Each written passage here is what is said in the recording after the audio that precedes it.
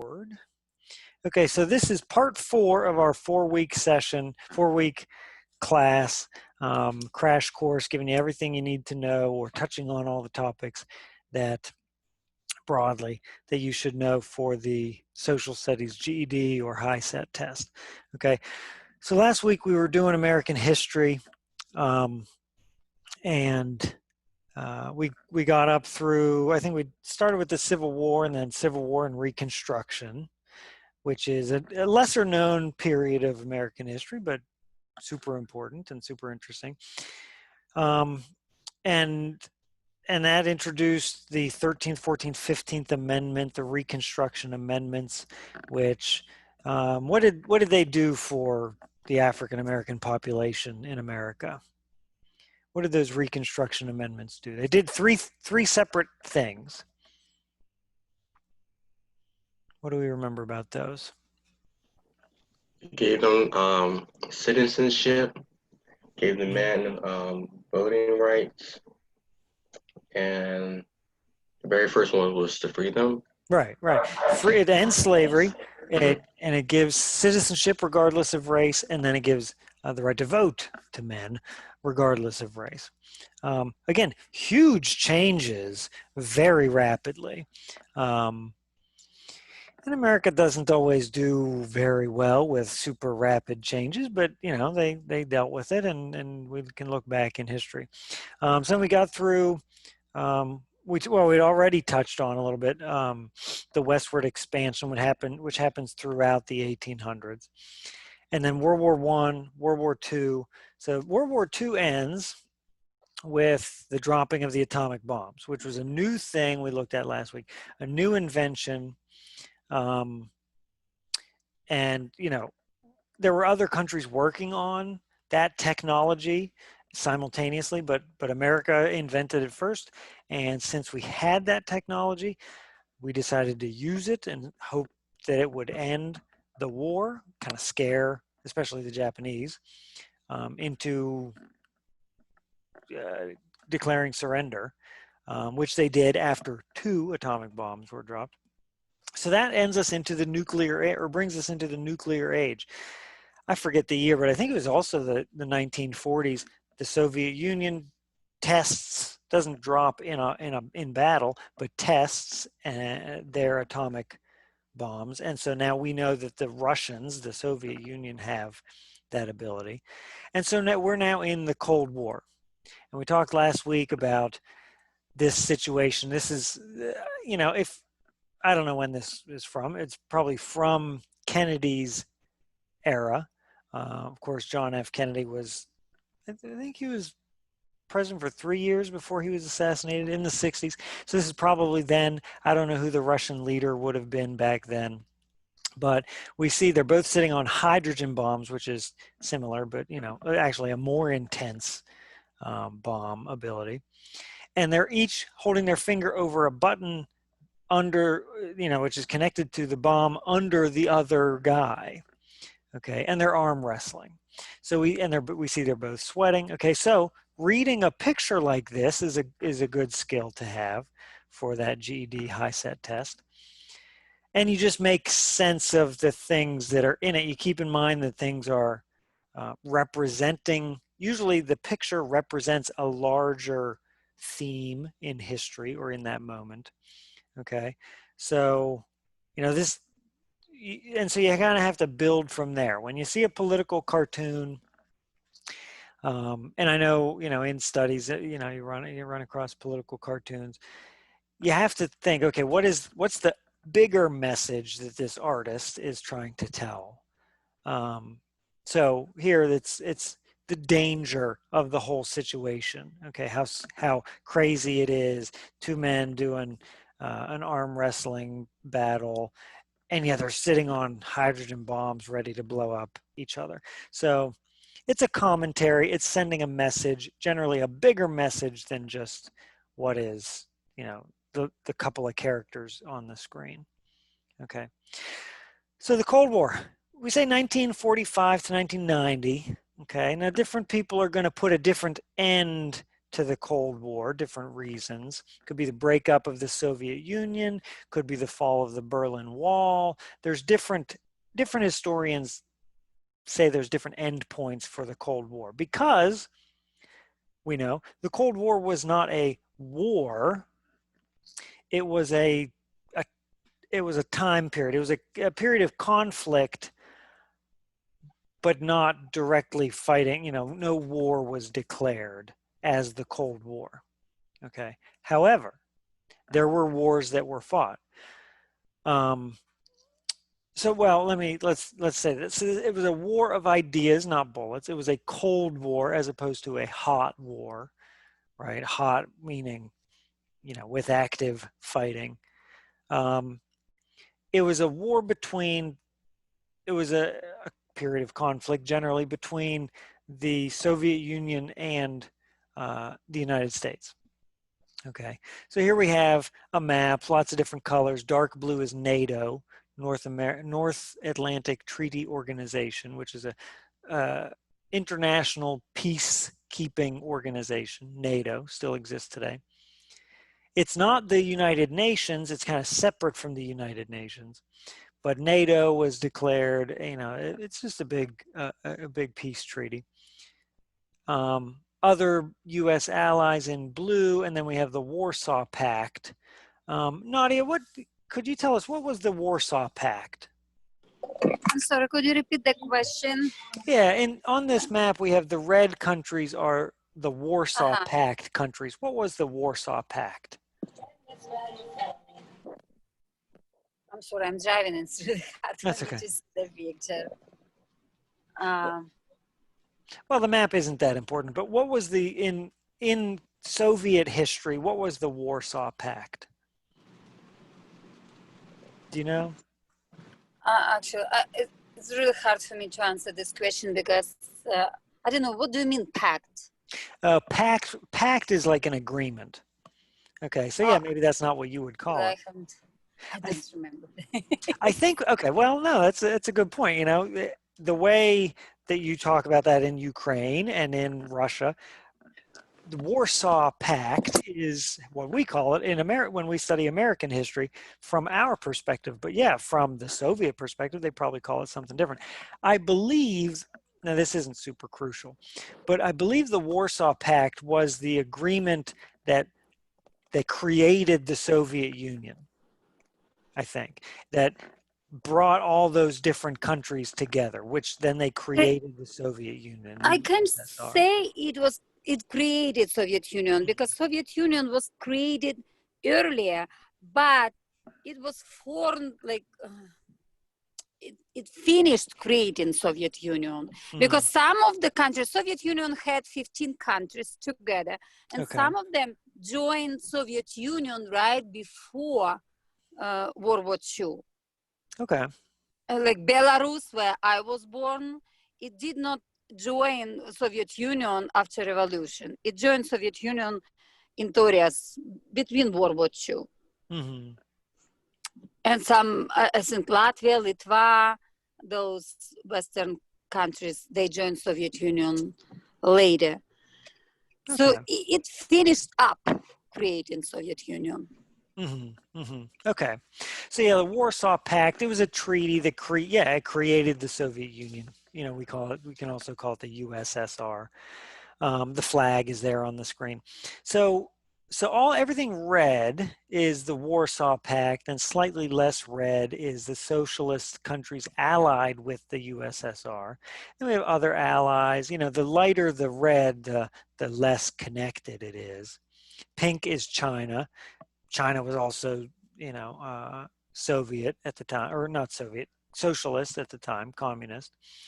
And then, I'm not super concerned about this map, the super details here, but then the red and blue X's are communist guerrillas and anti-communist guerrillas.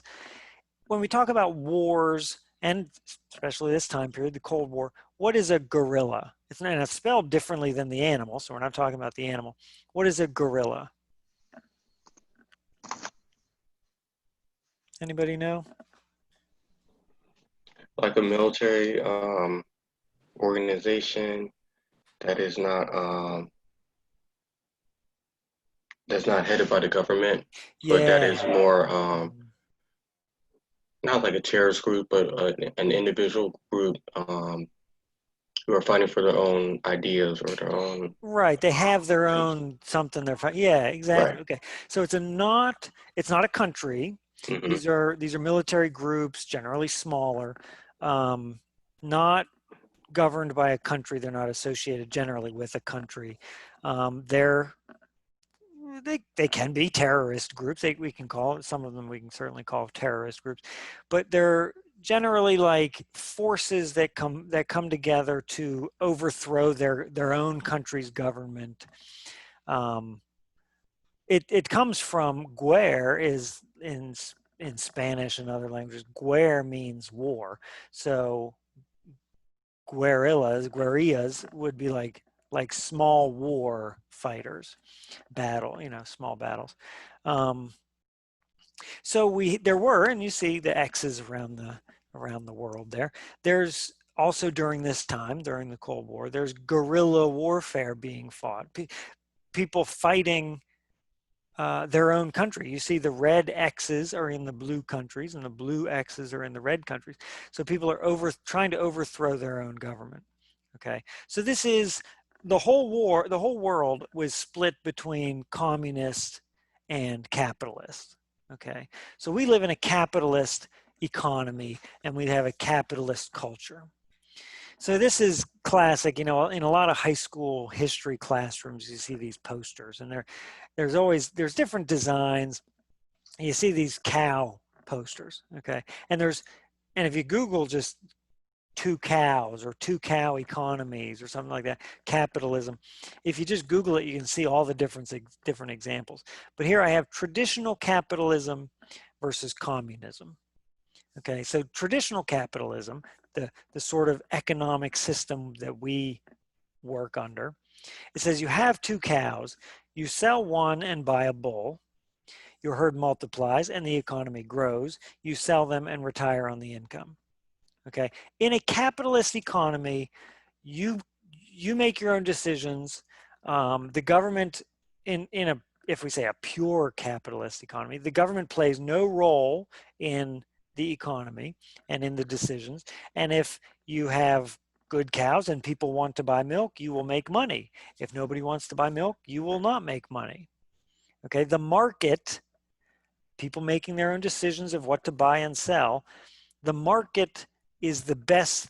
We believe as capitalists, the market is the best thing to decide if there should be more cows, right? If people want milk, then it's a good idea to have a dairy farm.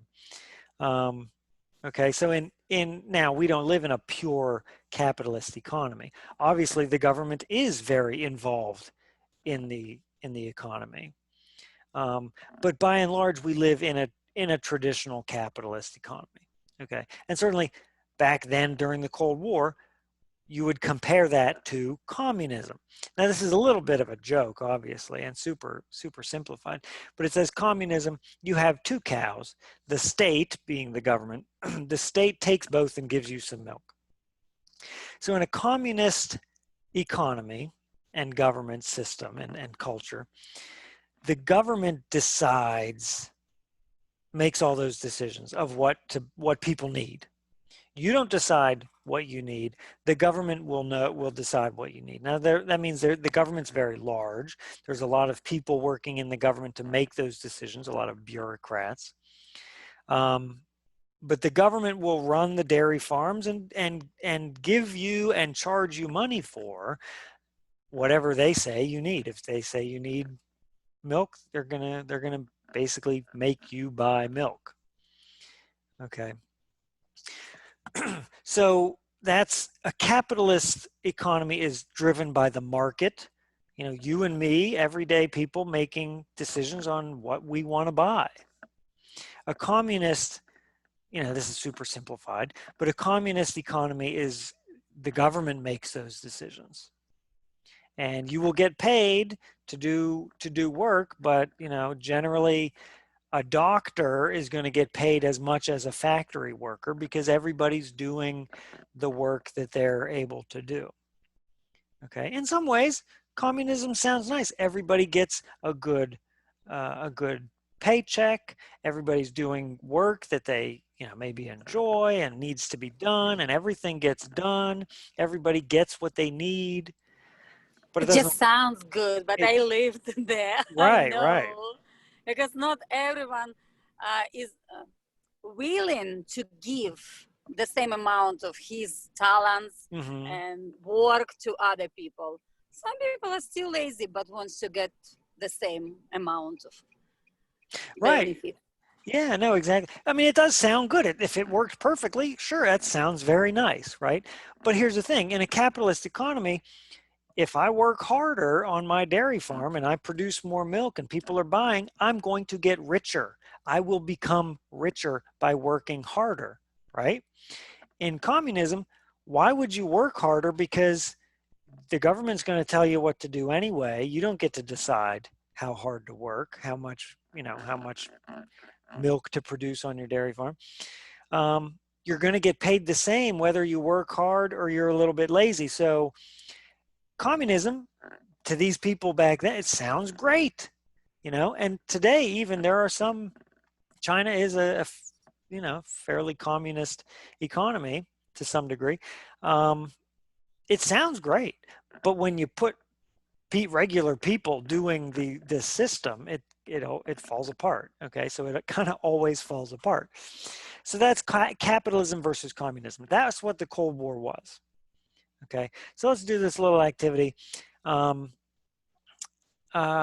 so let's say, we have the drawing tools. Let's not worry about them. Let's decide if these things on this list are capitalist or communist. Okay, so just somebody say, what do we think? Private ownership, is that capitalist or communist? Capitalist. Capitalist. Private ownership. Okay, I own 2 cows. I can decide what I want to do with them. Private ownership. I own my house and the property that my house is sitting on. I can decide what I want to do. Income redistribution. What the word Communist. redistribution means? Redistribution is like handing something out, taking it from one person and giving it to another. That's communism. That would be communism. Okay. Let me see I think we just had a few people log in. Ukagwu, thank you for logging in. Yeah. Hi. Hi there. And Oluwakimi, thank you. Hi. Now you guys may have been logged in a little bit, but the way it pops up on my screen, I can't see everybody's names. Actually, let me put everybody's names up. Okay. Okay. So yeah, income redistribution is a communist thing. Okay. The government is taking some of your money and giving it to somebody else so that everybody, because the way they would say is so that everybody has everything that they need. Okay. Now, from our perspective today and in the United States, we would say, well, that's unfair because I earned that money. Why would you give it to somebody else who didn't earn that money? So income redistribution is a communist thing. If you live in a classless society without classes, without economic classes, is that capitalist or communist? Communist. Communism, but again, it was just dream. Right. They pronounced that we did not have classes there, but unfortunately we had. It was 2 classes: workers or someone who belongs to the party, communism party, and who belongs to the government. Right. They lived much better, way much better. Right. So yeah, communism again sounds great, sounds really nice, but when because people are always going to, people aren't always going to do the right thing. So when people start living out this dream society, yeah, you don't have a classless society. That's an excellent point, Nadia. You have the people who are in charge, and then you have everybody else. And so the people who are in charge are going to take good care of themselves. You better believe they're going to take care of themselves, right? Just because that's how people are. in every in every culture, everywhere. If the people with power are gonna defend their power. Competitive markets, is that capitalist or communist? Capitalist. Capitalist. Capitalist. Competitive markets. If my milk is better than your milk, or if I deliver it faster, or if my prices are lower, I'm going to get more business than you are. Okay. State ownership of all property. What is that? Communism. Communism. And profit seeking. Capitalist. Capitalist. Okay. So the Cold War is very capitalist versus communist. And it really was, each side was worried, let's go back to that map, each side was worried that the other was going to take over the world. Because basically the communists had said as much. The Soviets had said they were going to take over the world. Maybe not take over every, declare every country to be a part of Russia, but they were spreading the ideas of communism. And America, the capitalist societies of America and our allies felt very threatened by that. So it wasn't that the whole world was going to become Russia. We were worried that the whole world was going to become communist. Okay, so it really was a war of ideas, not bullets. Now you do have wars breaking out. Okay, so let's look at this map. What were some of the wars that were part of the Cold War during this time period, 1945 to 1990? The Vietnam and the Korean War. Yeah, the Korean War, Vietnam, down there in Southeast Asia. Okay, same area, Eastern Asia. We were fighting. Quite often, we were helping, like, the Vietnamese. It wasn't us versus Vietnam. It was we were helping the Vietnamese who were on our side, who agreed with capitalism, who agreed with the Western countries. We were helping them fight the communists in their own country. Okay, so the Vietnam War wasn't us versus Vietnam. The Korean War wasn't us versus Korea. We were helping Korea, we were helping Vietnam defeat the communists within their own country. And Russia was helping the other side. So it was like two bullies who got in a fight, but they're not fighting each other. They're helping the two other people fight, It's called war by proxy. A proxy is like a stand-in for somebody, a replacement.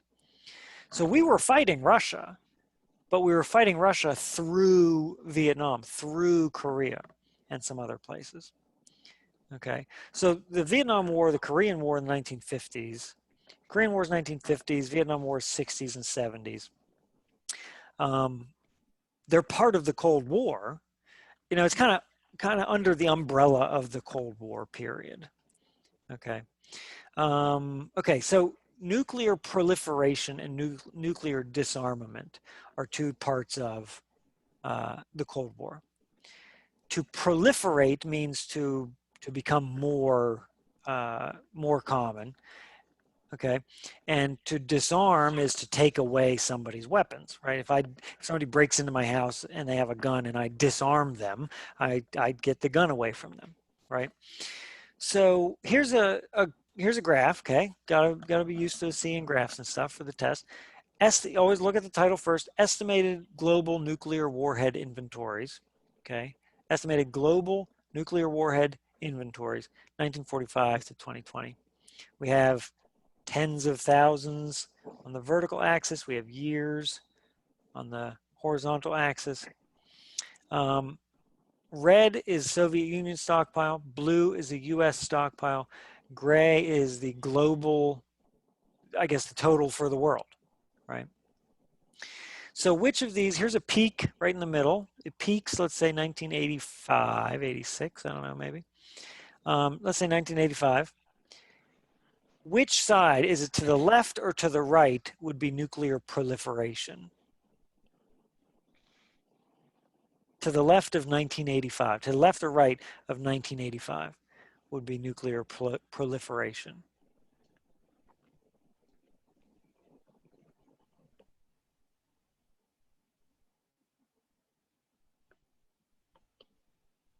Can you state the question again? Yeah, let me draw a line right here in 1985. Okay, yeah. So it clearly peaks and then goes down. The global stockpile of nuclear warheads peaks, and the Russians peak. It comes to a peak in 1985. Which side, to the left or to the right, would you call nuclear proliferation? To the left. To the left. Yeah, to the left, as it's building, right? So 1945, we have one bomb in the United States, and then it quickly goes up. And you see by 1955, it's up off of zero. By 1960, it's way up. By 1965, we're at 30,000. United States is at 30,000. Okay. So by 1965, 20 years after the first bomb, the United States peaks at 30,000 nuclear warheads. The Soviet Union gets a little slower start, and they peak in 1985. By 1965, we had a big advantage over, over the Russians. But by 1985, they had more. Okay.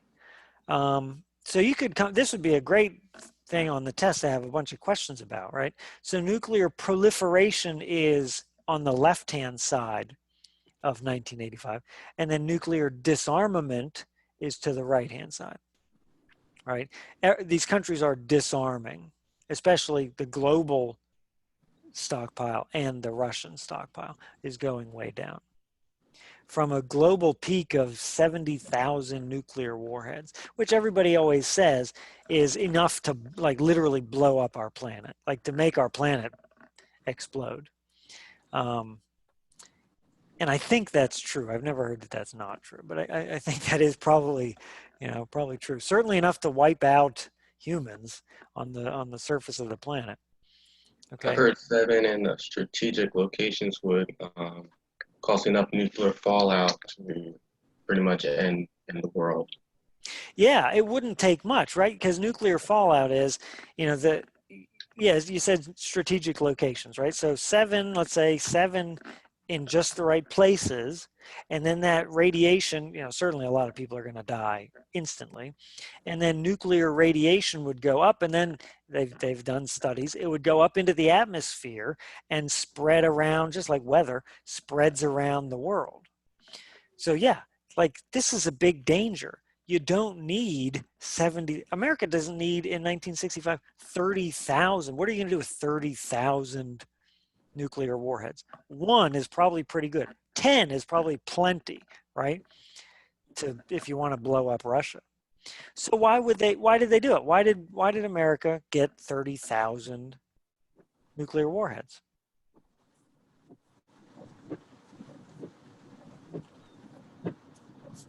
What was the purpose of nuclear proliferation? Why did we get so many? Why did Russia keep going and getting so many? What was the purpose of that? What about idea to give away to the other countries to fight against the communism? Well, you'd think maybe, but actually I believe in history, once a country has that capability, and you see they're listed at the bottom, China, these are the countries out of 200 plus countries on Earth. These are the countries that have today nuclear capabilities. Russia still has it, US still has it, China, France, India, Israel, North Korea, and we think North Korea, Pakistan, and the United Kingdom, Britain. It's only those. It's a very small club. And you'd think maybe we built up 30,000 to hand out to our friends, but actually nobody shares these things. They don't even, every country that has a nuclear warhead, nuclear bomb capability today, has developed it independently. Because it's a super weapon. And no matter how good of a friend we are to another country, I don't think anybody's ever shared nuclear weapons with allies, because there's no guarantee that once you give them that weapon, there's no guarantee they're not going to turn it on you.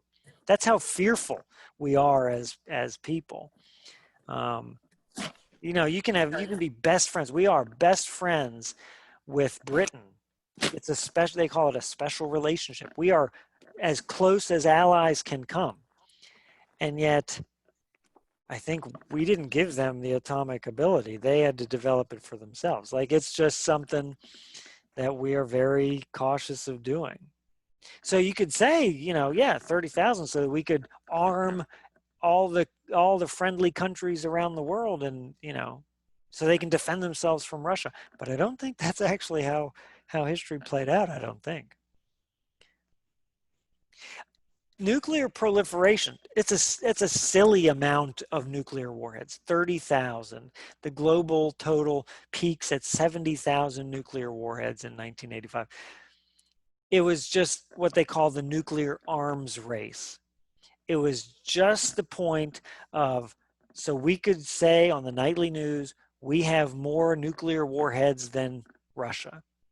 You only need one. You only need, you know, like I said, 10 is probably plenty to blow up all of Russia, or for Russia to blow up all of the United States, which would then severely hurt the entire Earth.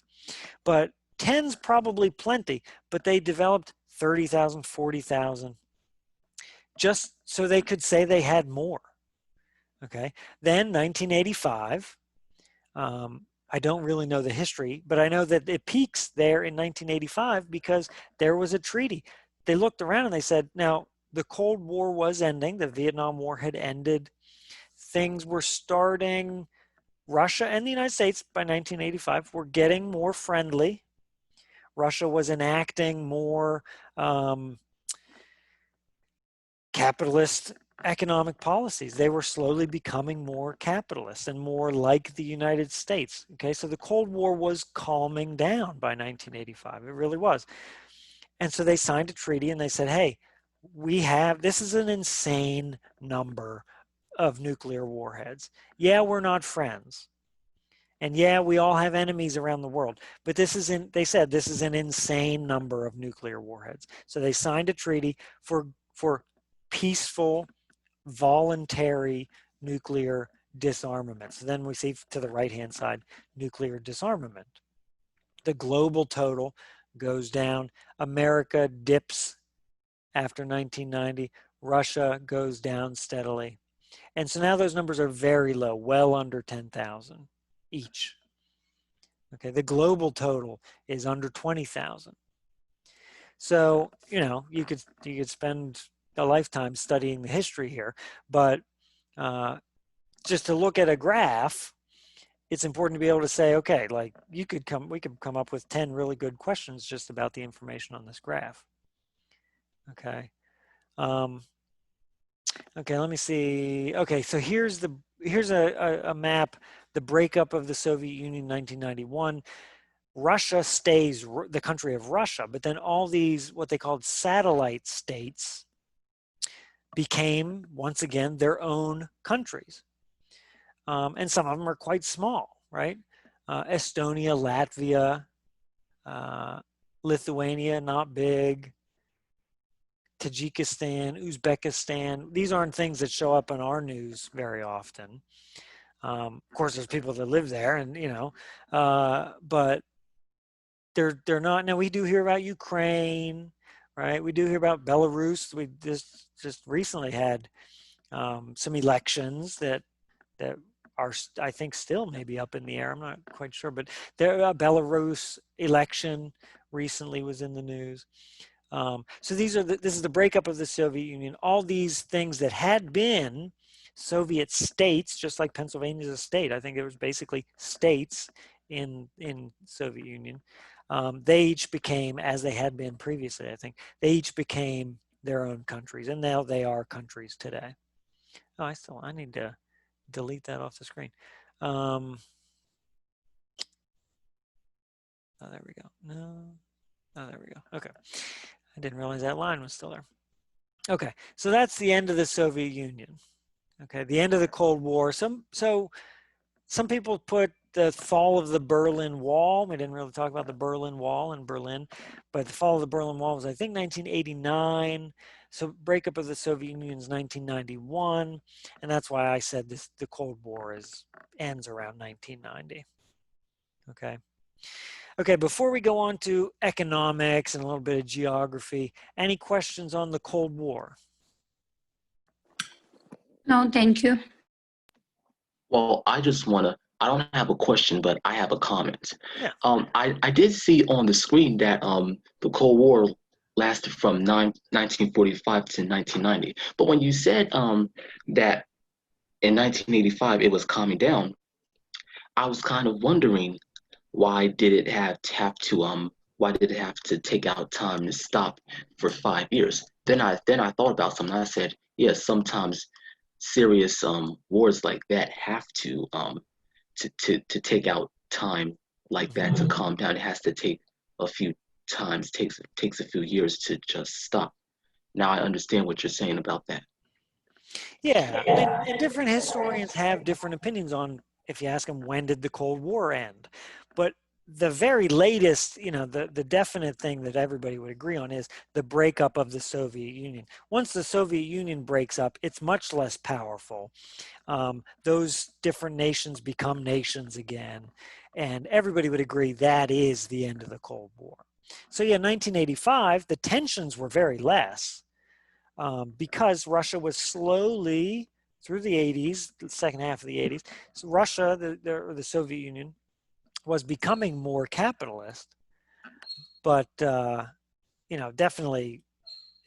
And some people would say, well, that's the end of this. That's the end of the Cold War. The end of the tension is the end of the Cold War. But you know, certainly the breakup of the Soviet Union would be the end. Yeah. Okay. All right. Any other questions about the Cold War? Okay. Let's get through some things. I want to talk about economics and geography. We'll see if we can get through everything here. Okay. Economics. The main thing in economics to understand is the law of supply and demand. Okay. So could oh, Grisha, thank you for logging in. I see that there. Thank you. Anybody want to read this paragraph for us?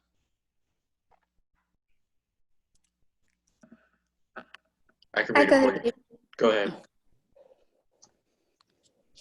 Ukagwu? Yeah, go ahead. The law of the demand says that at higher prices, buyers will demand less of an economic good. The law of supply says that at higher prices, sellers will supply more of an economic good. These two laws interact to determine the actual market prices and volume of goods that are traded on the market. Okay. So again, this is in a capitalist economy where you and I are making our own decisions on what to buy and sell. So let's look at this graph. Okay. As what did it say? The law of demand says that at higher prices, buyers demand less of an economic good. Right?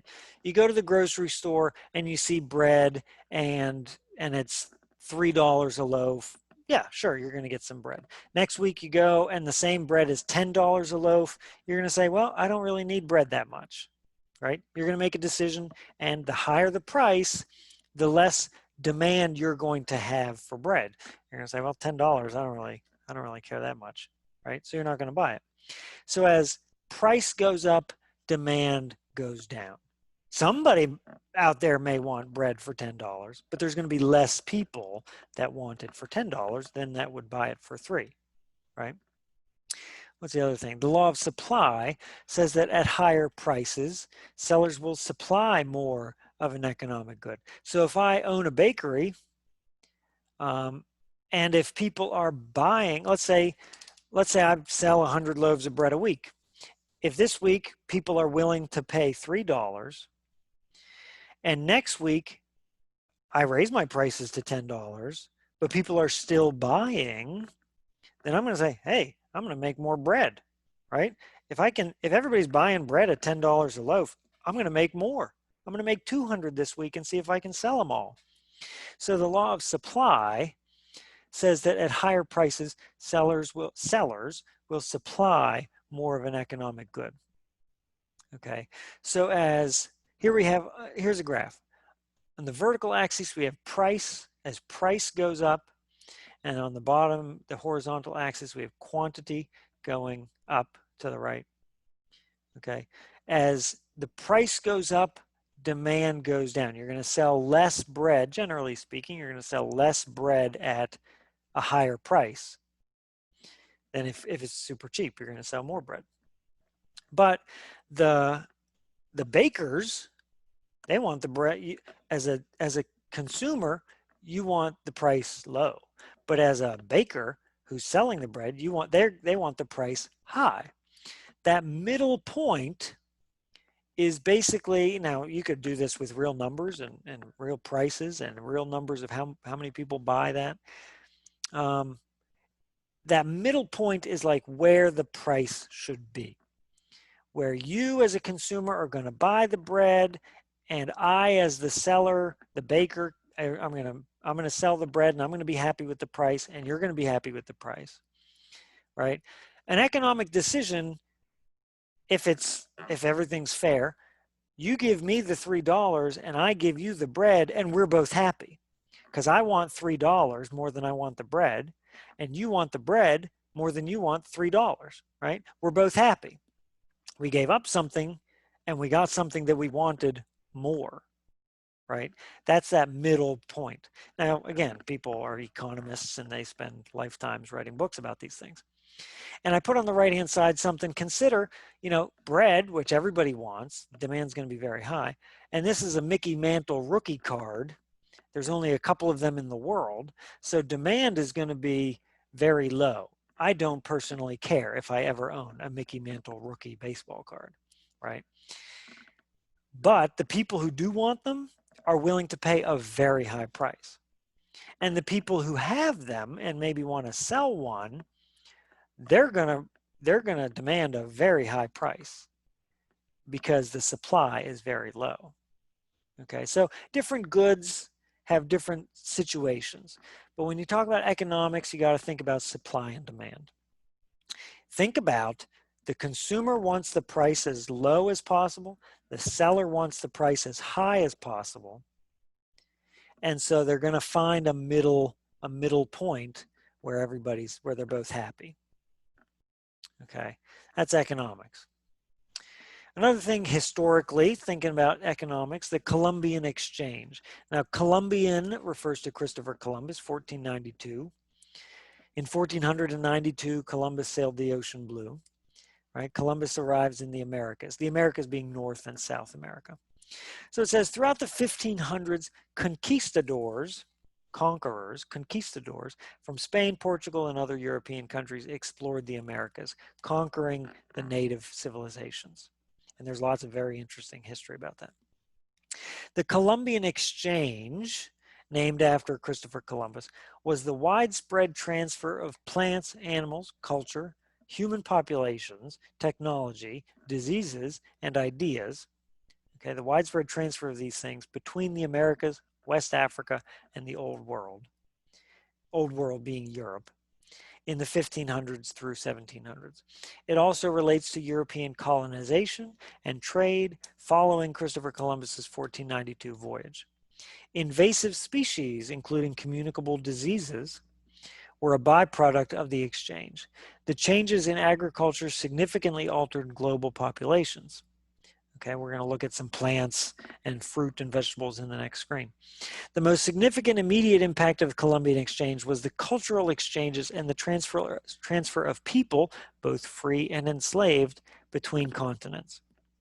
So before 1492, there were really two worlds. There was really two Earths before 1492. There was Europe and Asia and Africa. And then there was North and South America. And these two worlds they were not connected really at all. Okay. For hundreds or thousands of years, they were not connected. They really were two Earths, two totally separate worlds. Asia, Europe, and Africa. and the Americas, totally separate. By 1492, Columbus sails across, connects, he goes back, he makes 4 voyages, other people follow. Then all of a sudden, within 10 years, within 50 years, you have lots of different explorers going back, bringing things. Now they're enslaving Africans, they're capturing African people, bringing them to the Americas as slaves. And we know the American colonial experience, okay, through the colonies and the enslaved Africans there.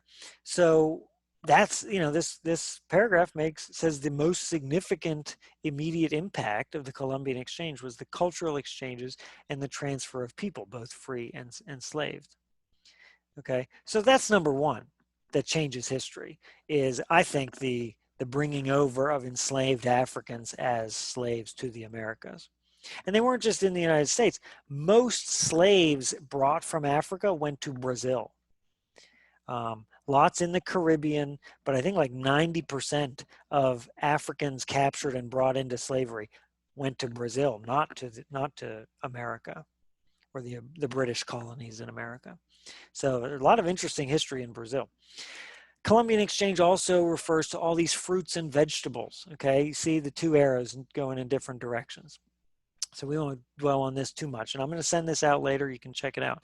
But all these things on the top arrow are from the Americas. Turkey, tobacco, pumpkin, pineapple, potato, tomato, vanilla beans. Okay. They're native to the Americas, and they were brought to the rest of the world. Columbus brought with him all these things from what we call the Old World: coffee beans, livestock, cattle, sheep, pigs, horse, a lot of diseases, smallpox, influenza, malaria, diphtheria. Okay, they brought germs with them, diseases with them. That changes things.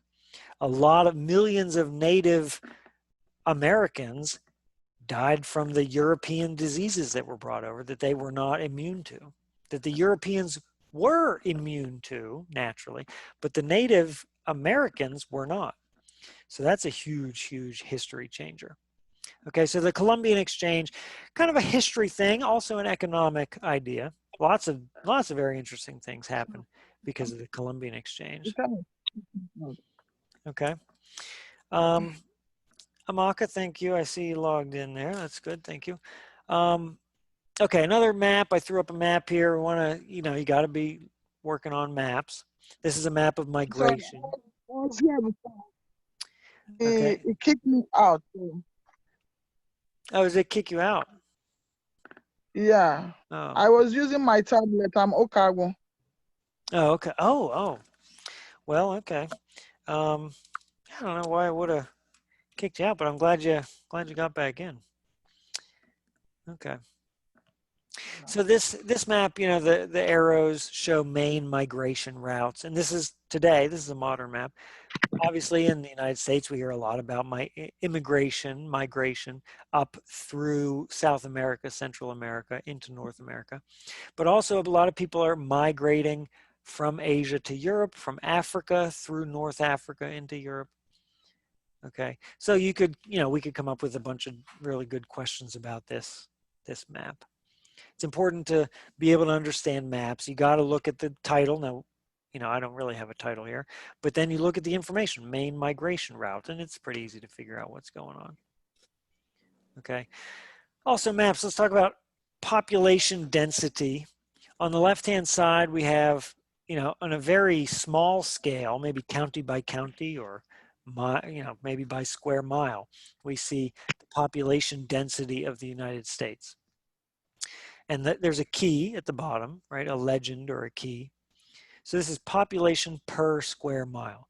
Dark green means if there's a square mile of land, 1 person or less lives on that land.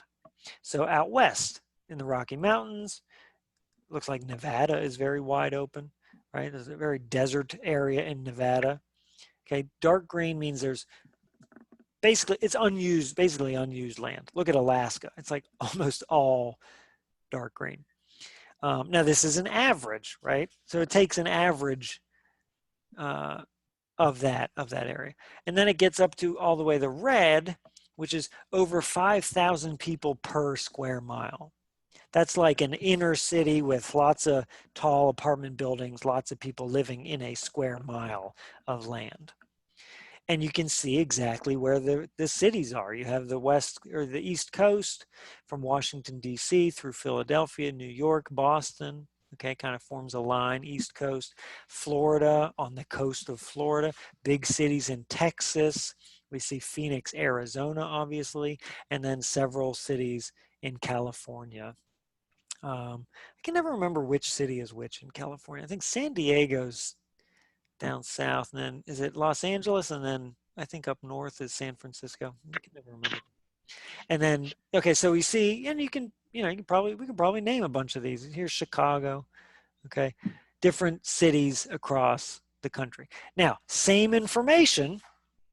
Let's look at it state by state.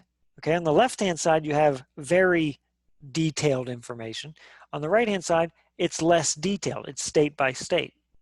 Same information, white or the light gray is 0 to 20 people per square mile. Same information per square mile.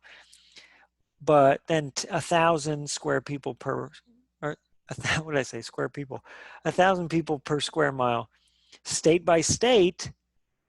So let me ask you this: what are the most dense states when you look at population density by state? Can we name any of those? What are the darkest colors? New Jersey. Yeah, and there's New Jersey, very dark. And then the little one. Is that Rhode Island? Rhode Island. Yeah, Rhode Island. Okay. Washington, D.C. There are DC is dark also. Yeah, DC, because so they just give it a dot there. Okay. Now, you may remember by the Electoral College, California has the most Electoral College votes. And in the House of Representatives, California has by far the most people, based on population, the most people in the House of Representatives. So why is California not the darkest green on that map? It has the most people of any state. It has the most people in the United States.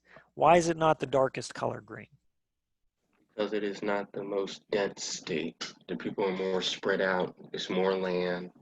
And so they're not as dense like as New Jersey or Rhode Island. Yeah, exactly. Okay, so and that would be an excellent question on a test, right? California has by far the most people, but it's also a very large state. So when you do the math, people divided by number of square miles, they get spread out more. New Jersey is very densely populated, very populated, and very, very much smaller than California, so it gets the darkest color. Washington, D.C. is nothing but a city, so that gets the darkest color. Rhode Island doesn't have that many people, but it's so small that when you do the math, it has a very high population density by state. Okay. My last... I'll share the, okay, so I'm not going to take time to do this, but I'll send this out. I would encourage you to click on this. This is a really interesting link. I'm just going to say that. It's really interesting. Okay. Okay, let me see what I can do here.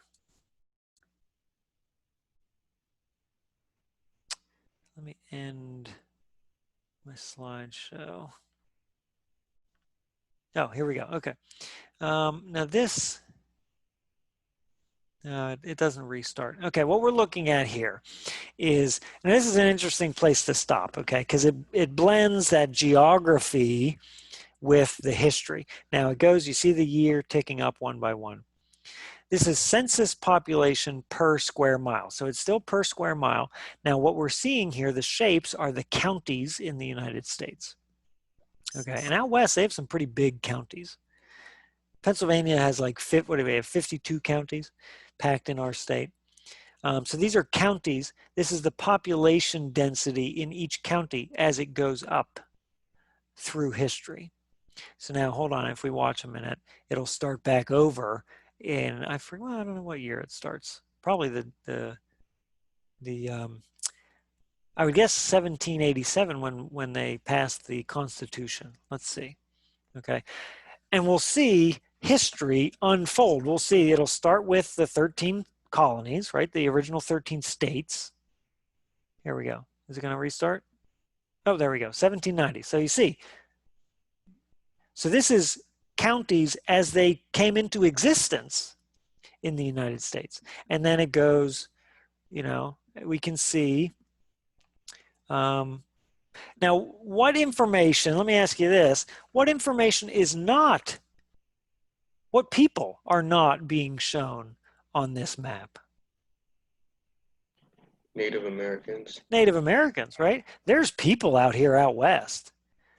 But this map, or census population, because this is the Constitution says that a census of all people will be taken every 10 years. We're doing that this year, 2020. The census is a counting of all people. And I guess, you know, to some degree, it appears that Native Americans were not counted because, you know, so much of it was just empty. Or I could be wrong. You know, maybe I'm jumping the gun. Maybe they were counted in, but their population density, because this is just a population density map, maybe their population density was too low. I don't know. Maybe it could be either one.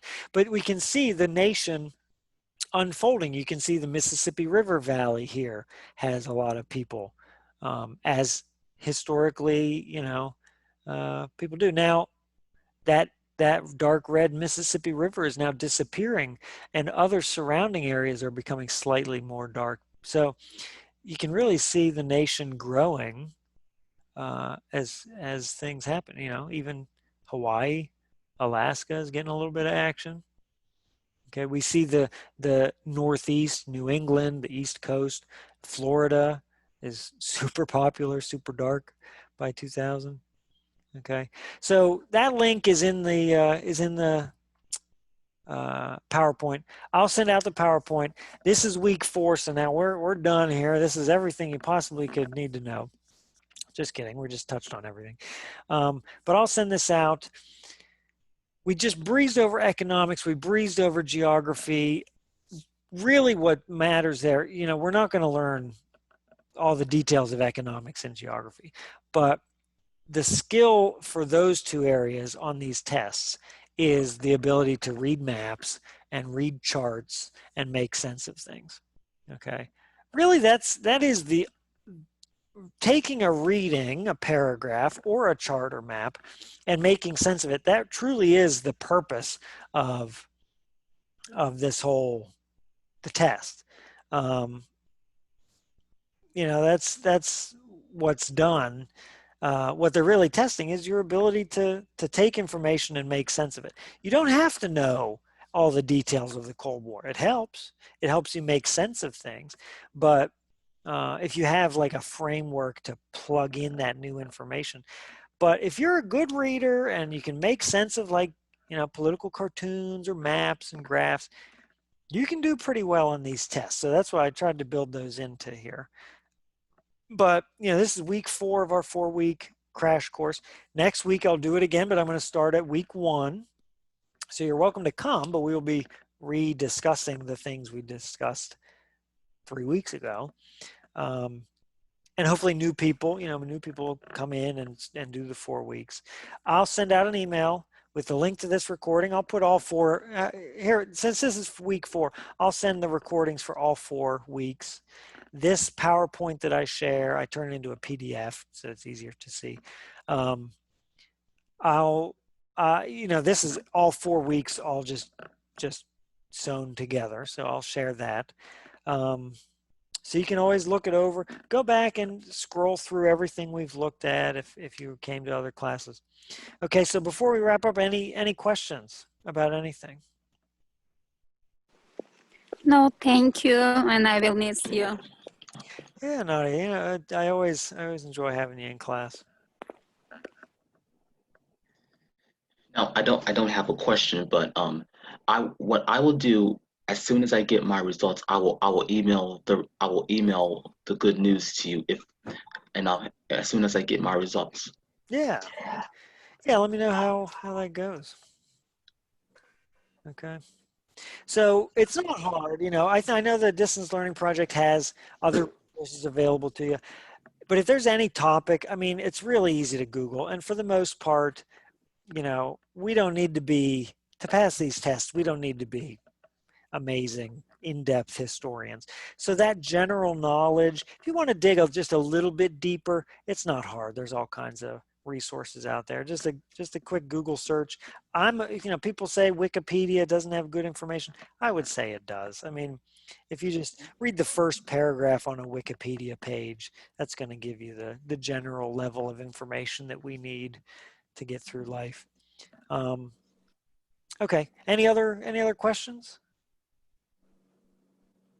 Nope, I think we're all good. All right. Well, thank you everybody for logging in today.